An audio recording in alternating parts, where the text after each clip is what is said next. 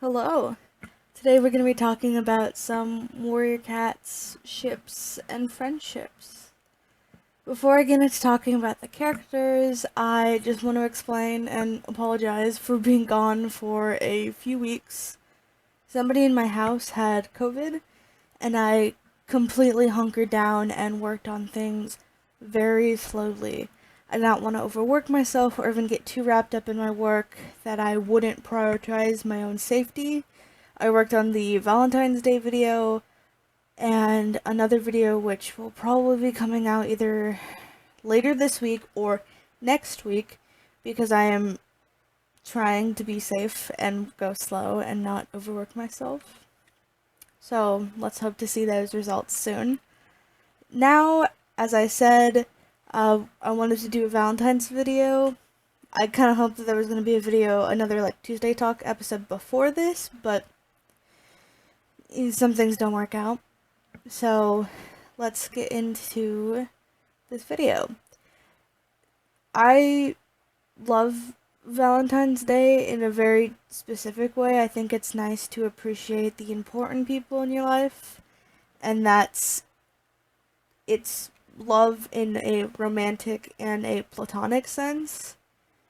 And I wanted to include friendships into this because I think there's like a friendship day that's around Valentine's Day, and I just kind of wanted to put them together because I think it's important to know that if you don't have a partner, you still have friends.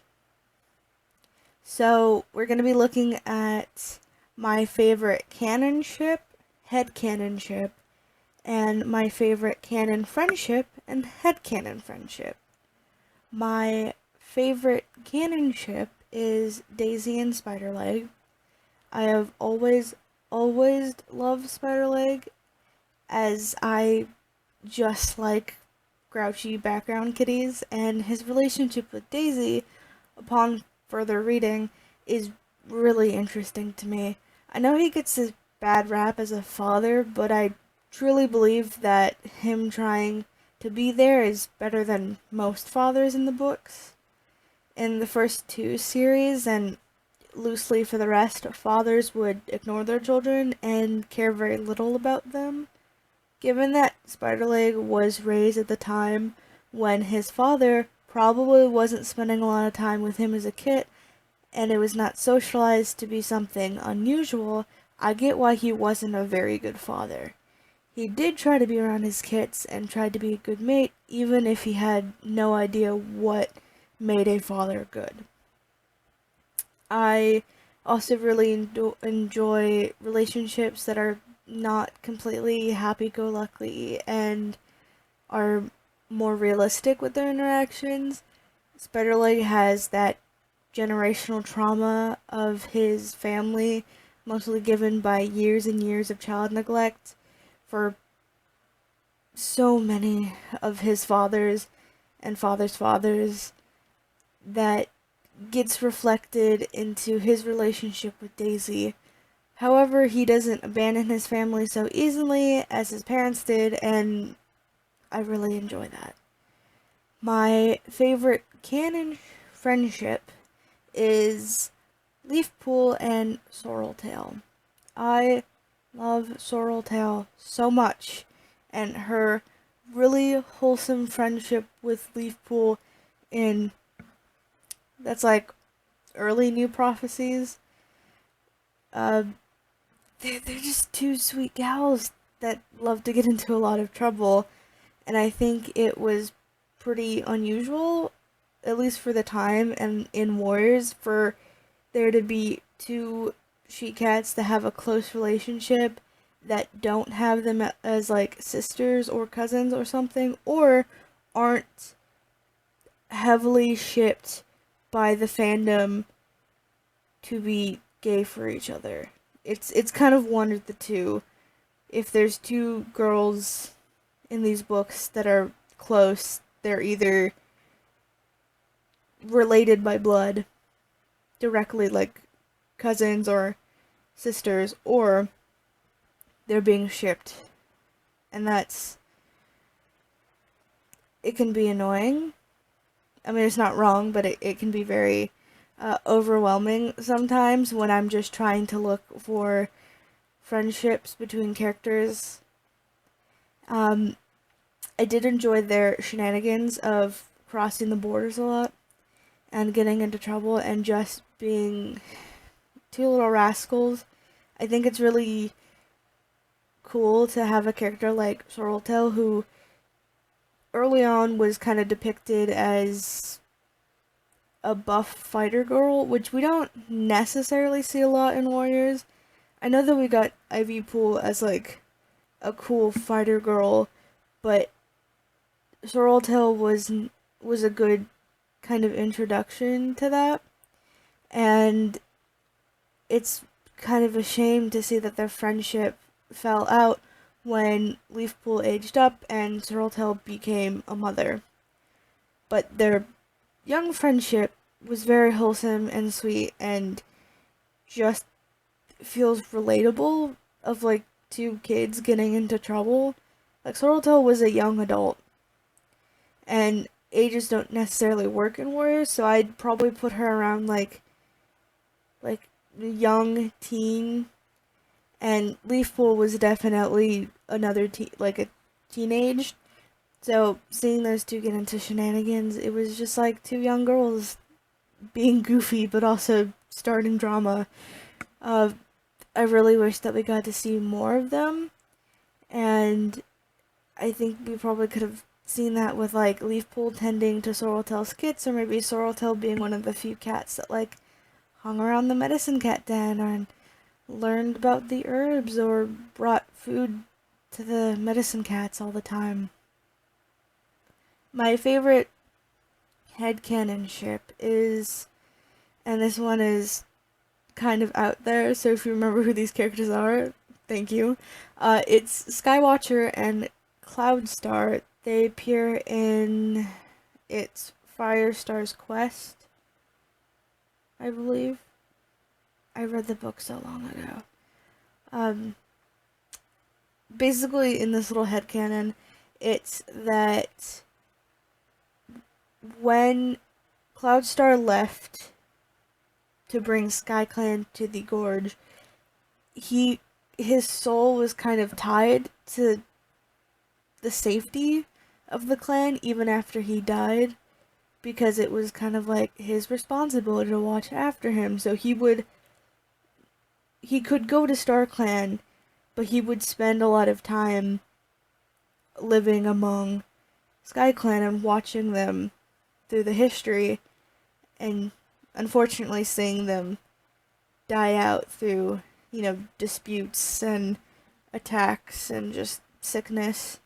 And he continued to watch the life of Sky, or who became Skywatcher, because that was the only notable SkyClan cat that was left, the only cat that, lived in the gorge and all of that.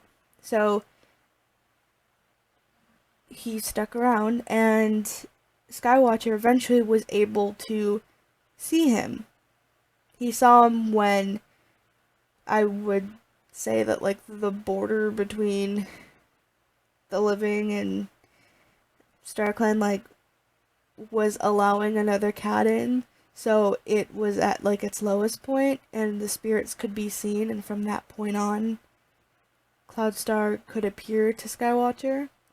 So the two just hung around for a really long time together, and I like this idea as being like a cute little romance, but it doesn't have to be that. I also just like them as two buddies that are like hanging out. It's this like wholesome growing old together, but one of them is a ghost. And in the Warriors world building, the ghost would fade away if they were forgotten, and Cloudstar gets to hang on for a really, really long time because Skywatcher basically sees him every day and gets to remember him. So they kind of get to, when Skywatcher dies, they kind of get to fade away together because they'll be forgotten at the same time, basically. And it's sweet. And it's really nice because there's like a cute little reunion when Skywatcher dies, or at least in my headcanon. And because Firestar and Sandstorm rebuild SkyClan, and SkyClan learns all this history and remembers this history, then they're not like immediately forgotten. So they get to spend out their years in the Star Clan together. Now, my favorite headcanon friendship is Hawkfrost and Reed Whisker. I know a lot of people like ship these two, but I think just a friendship would be really interesting to see as well. I think that these two were young around the same time, and they were probably apprentices about the same time, given, that, and that there was probably like the age gap between them I don't think was that big, so I think they probably would have interacted a number of times.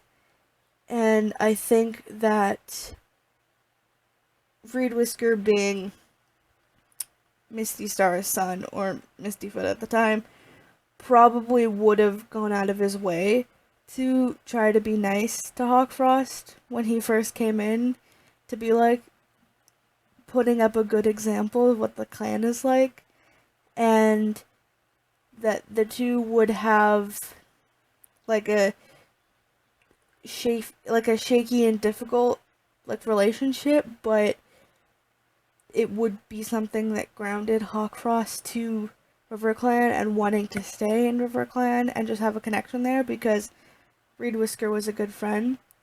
And I think that we don't see a lot of like relationship between two guys in media that's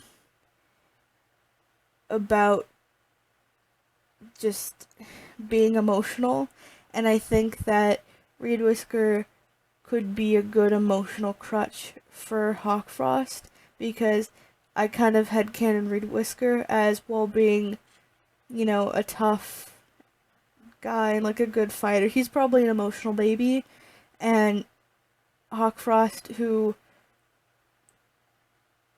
saw his mother leave and his brother die, would probably really confide in those emotional moments, because Reed Whisker clearly doesn't care if he's going to be crying in front of Hawkfrost, so Hawkfrost is like, when in Rome, I guess, let's be emotional together.